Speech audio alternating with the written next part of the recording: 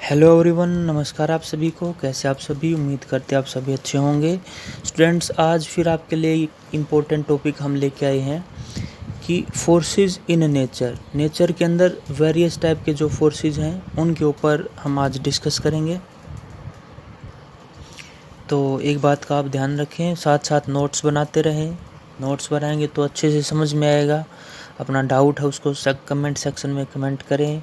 वैसे भी आप कॉल करके भी पूछ सकते हैं और आपका अपना चैनल है इसको सब्सक्राइब भी करें। तो देखिएगा फोर्सेस कौन कौन से होंगे नेचर में। देखिए कई टाइप के फोर्सेस होंगे। जैसे ग्रेविटेशनल फोर्स का आपने नाम सुना होगा। सबसे पहले उसी से शुरुआत करते हैं। ग्रेविटेशनल फोर्स कई टाइप के फोर्सेस हैं। Gravitational, electrostatical, nuclear forces. चलिए ग्रेविटेशनल फोर्स से स्टार्ट करते हैं। ग्रेविटेशनल फोर्स कौन सा फोर्स होता है स्टूडेंट? देखिएगा, मान लीजिए हमारे पास कोई ऑब्जेक्ट है, ये एक ऑब्जेक्ट है, इसका कुछ ना कुछ तो मास होगा ही। इसका मास मान लिया मैंने m1 है। इससे एक थोड़ा सा बड़ा ऑब्जेक्ट ले लिया मैंने, इसका मास मान लीजिए m2 है। एक ऑब्जेक्ट जिसका मास m1 है, दूसरा ऑब्जेक्ट इसका मास है m2 है। और हम ये मान लेते हैं कि ये यहाँ पे इस ऑब्जेक्ट 1 का सेंटर है और यहाँ पे इस ऑब्जेक्ट 2 का सेंटर है। और इन दोनों के बीच की जो दूरी होगी, इन दोनों के बीच की जो दूरी होगी वो मैंने मान ली कि वो r है। ऑब्जेक्ट 1 और ऑब्जेक्ट 2 के बीच की दूरी r है। तो क्या ये ऑब्जेक्ट 1 और ऑब्जेक्ट 2 जिसका मास m1 और m2 है, क्या ये एक दूसरे के ऊपर फोर्स एग्जर्ट कर रहे होंगे? यस, ये दोनों ऑब्जेक्ट एक दूसरे के ऊपर फोर्स लगाते हैं और जो फोर्स लगाते हैं एक दूसरे के ऊपर उसी को हम ग्रेविटेशनल फोर्स बोलते हैं। और ये जो फोर्स होता है नेचर में ऑलवेज अट्रैक्टिव होता है। आपने ध्यान में रखना है, ये जो फोर्स होगा इन दोनों के बीच का वो हमेशा अट्रैक्टिव होगा, यानी कि ऑब्जेक्ट 1 ऑब्जेक्ट 2 को हमेशा अट्रैक्ट करेगा। अब ऑब्जेक्ट 1 करेगा या 2 करेगा, जिसका मास ज़्यादा होगा वो अपने से कम मास वाले को अपनी तरफ अट्रैक्ट कर लेगा। यानी कि इन दोनों के बीच का जो फोर्स होगा वो अट्रैक्टिव होगा। तो अब यहाँ से डेफिनेशन क्या लिख सकते हैं आप?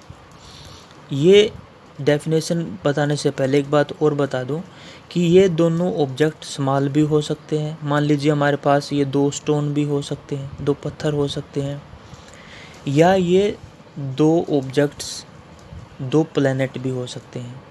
मान लीजिए ये हमारे पास अर्थ हो सकता है, ये सन हो सकता है, ये हमारे पास अर्थ हो सकता है, या ये मान लीजिए हमारे पास आपका नेपच्यून हो सकता है, या फिर ये आपका मान लीजिए मार्स हो सकता है।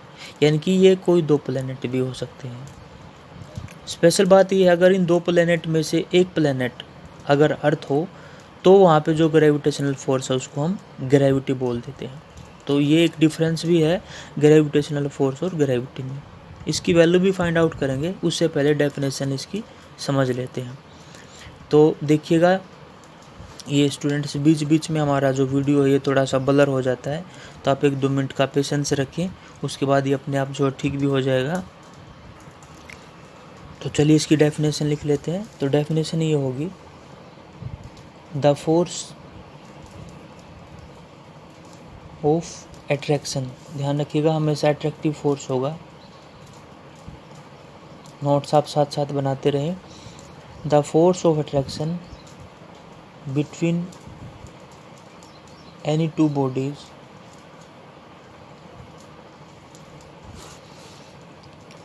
of this universe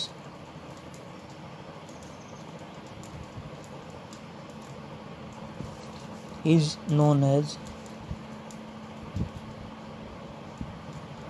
gravitational force।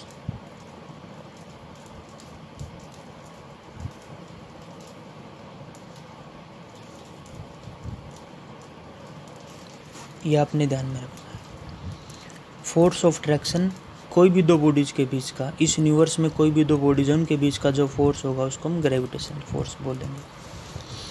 चलिए, ये तो बात हुई ग्रेविटेशनल फोर्स की। अब इसका फार्मूला क्या होना चाहिए, इसकी वैल्यू क्या होनी चाहिए, वो कैसे फाइंड आउट करेंगे? तो ध्यान रखिएगा यहाँ पर साइंटिस्ट थे हमारे न्यूटन। न्यूटन ने ही इस के लिए एक लॉ बनाया था जिसको उन्होंने बोला था लॉ ऑफ ग्रेविटेशन। ग्रेविटेशन आपको समझ में आया होगा, दो बॉडीज़ के बीच का अट्रैक्टिव फोर्स है। अब वो होगा कितना, उसके लिए बताया था उन्होंने लॉ। तो लॉ ऑफ ग्रेविटेशन से हमें पता लगेगा कि ग्रेविटेशनल फोर्स की वैल्यू क्या होनी चाहिए। तो लॉ ऑफ ग्रेविटेशन में ये बोला जाता है कि न्यूटन बैठे थे एक दिन अपने पार्क में और वो सेब के पेड़ के नीचे बैठे थे। ऊपर से एक एप्पल उनके ऊपर गिरा, तो उनके दिमाग में ये बात आई कि ये एप्पल ऊपर से नीचे आया है तो इसके पीछे कोई ना कोई तो कारण होगा। यानी कि कोई भी ऑब्जेक्ट अगर वो ऊपर से नीचे फ्रीली फॉल करेगा तो वो फ्रीली फॉल क्यों करता है। मान लीजिए आप किसी गेंद को ऊपर फेंके, बॉल को ऊपर फेंके या किसी स्टोन को ऊपर फेंके तो वो वापस अर्थ की तरफ ही क्यों खींचा चलाता है। तो इसके पीछे उन्होंने सोचना शुरू किया और वहाँ से उन्होंने ग्रेविटेशन की खोज की। तो उन्होंने एक्सपेरिमेंट किए इसके ऊपर और उन एक्सपेरिमेंट से उन्होंने एक चीज़ नोट डाउन की। क्या? उन्होंने ये देखा कि मान लीजिए मैं ग्रेविटेशनल फोर्स को यहाँ से F से लिख देता हूँ, Fg, यानी कि G ग्रेविटेशनल फोर्स। तो उन्होंने ये देखा कि ये जो फोर्स था वो डिपेंड कर रहा था इन दोनों बॉडीज़ के मास के ऊपर। उन्होंने देखा कि अगर इन दोनों बॉडीज़ का हम जितना ज़्यादा मास लेंगे उतना ज़्यादा ग्रेविटेशनल फोर्स होगा। आप देखते हैं कि सभी प्लैनेट सन के अराउंड रिवॉल्व करते रहते हैं। तो वो जो रिवॉल्व करते रहते हैं उसका रीज़न यही है कि सन का मास काफ़ी ज़्यादा है, अर्थ का मास भी काफ़ी ज़्यादा है। तो जितना ज़्यादा मास है उतना ज़्यादा ग्रेविटेशनल फोर्स भी होगा। इसलिए सभी के सभी प्लैनेट्स अर्थ के अराउंड मूव करते रहते हैं, क्योंकि उनके बीच का ग्रेविटेशनल, सभी के सभी प्लैनेट सन के अराउंड मूव करते रहते हैं क्योंकि सन का मास काफ़ी ज़्यादा है। तो जितना ज़्यादा मास होगा उतना ज़्यादा ग्रेविटेशनल फोर्स भी होगा। यानी कि कहने का मतलब ये हुआ कि जितना ये फोर्स जो है वो डिपेंड कर रहा होगा मास के ऊपर। तो हम लिख सकते हैं gravitational force is directly proportional to m1। जितना ज़्यादा m1 उतना ज़्यादा ग्रेविटेशनल फोर्स। उसके बाद उन्होंने बताया कि दूसरा जो मास होगा उसके भी डायरेक्टली प्रोपोर्शनल होगा। और तीसरा फैक्टर उन्होंने क्या बताया कि इन दोनों के बीच की दूरी देखिएगा r है। तो उन्होंने ये देखा एक्सपेरिमेंट करते हुए कि अगर इन दोनों ऑब्जेक्ट के बीच की अगर मैं दूरी को बढ़ा दूं, यानी कि जितनी ज़्यादा दूरी होगी फोर्स कम हो जाएगा। आप इसको ऐसे भी समझ सकते हैं कि मान लीजिए हमने कोई दो चुंबक ले लिए, दो मैग्नेट ले लिए। मैग्नेट जितने ज़्यादा दूर होंगे तो वो एक दूसरे के ऊपर फोर्स नहीं लगा पाएंगे। मैग्नेट एक दूसरे को रिपेल भी करते हैं, वहाँ पे रिपल्सिव फोर्स भी होता है। तो वो अट्रैक्ट करेंगे या रिपेल करेंगे, लेकिन कब करेंगे? जब वो नज़दीक होंगे। अगर दूर होंगे तो फोर्स लगेगा नहीं। तो उन्होंने बताया कि जितनी ज़्यादा इनके बीच की दूरी होगी, जितनी ज़्यादा इन दोनों के बीच की दूरी होगी फोर्स कम हो जाएगा। फोर्स कम हो जाएगा तो यानी कि इन्वर्सली प्रोपोर्शनल होंगे। इन्वर्सली प्रोपोर्शनल को आप पता है आपको 1/r² से लिख सकते हैं। तो यानी कि उन्होंने देखा कि ये तीन चीज़ें तो डायरेक्टली इन्फ्लुएंस कर रही थी ग्रेविटेशनल फोर्स को। उसके बाद इन्होंने क्या किया, इन तीनों फैक्टर को कंबाइन कर दिया। जब इन तीनों फैक्टर को कंबाइन किया तो उनके सामने जो लॉ बना वो ये बना, m1 और m2 ये तो दोनों डायरेक्टली प्रोपोर्शनल हैं, तो इन दोनों का हम प्रोडक्ट लिख सकते हैं। और r जो दूरी थी उसके स्क्वायर के इन्वर्सली प्रोपोर्शनल है। स्क्वायर के इन्वर्सली प्रोपोर्शनल होने का मतलब क्या होता है स्टूडेंट, कि अगर हम उन दोनों के बीच की दूरी को 2 गुना कम कर दें तो फोर्स 4 गुना कम हो जाएगा। ध्यान रखिएगा, स्क्वायर का मतलब ये कि मान लीजिए r की वैल्यू मैंने पहले 1 मीटर थी, अब 2 मीटर कर दी, तो फोर्स 4 गुना कम हो जाएगा। अगर दूरी को मैं 4 गुना कम कर दूं तो फोर्स 16 गुना बढ़ जाएगा। यानी कि दूरी को कम करूँगा तो फोर्स बढ़ेगा और दूरी को ज़्यादा करूँगा तो फोर्स कम होगा। यह आपने ध्यान में रखना है। तो देखिएगा यहाँ पर ये जो फोर्स होगा यहाँ पर इस तरीके से डायरेक्टली प्रोपोर्शनल होगा m1 m2 और r² के। अब एक बात और थी, देखिएगा यहाँ पे डायरेक्टली प्रोपोर्शनल है, ये आपने ध्यान में रखना है। इक्वल कब होगा? अगर आप इस निशान को हटा दें, यहाँ से डायरेक्टली प्रोपोर्शनल को हटा दें तो यहाँ पे कांस्टेंट टर्म आ जाएगी। उस कांस्टेंट टर्म को हम बोलते हैं g, यानी कि ये हमारे पास वो ग्रेविटेशनल कांस्टेंट होगा m1 m2 divided by r²। अब क्वेश्चन ये है कि हमारे पास ये जो g है ये क्या है, तो आपने ध्यान में रखना है इस g को हम बोलते हैं यूनिवर्सल ग्रेविटेशनल कांस्टेंट। यूनिवर्सल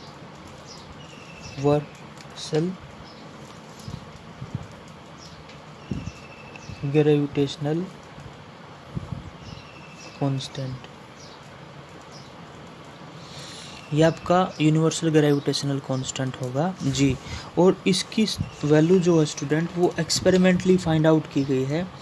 तो ध्यान रखिएगा इस जी की वैल्यू होगी हमारे पास 6.67 इंटू 10⁻⁻11 न्यूटन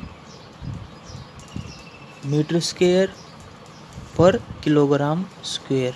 ये इसकी यूनिट होती है, यानी कि जैसे लेंथ को हम मेजर करते हैं मीटर में, मास को मेजर करते हैं किलोग्राम में, इसी तरीके से जो ग्रेविटेशन है उसको मेजर करेंगे हम न्यूटन मीटर स्क्वायर पर किलोग्राम स्क्वायर में। ये यूनिट कैसे आई उसके बारे में भी हम आपको बताएंगे।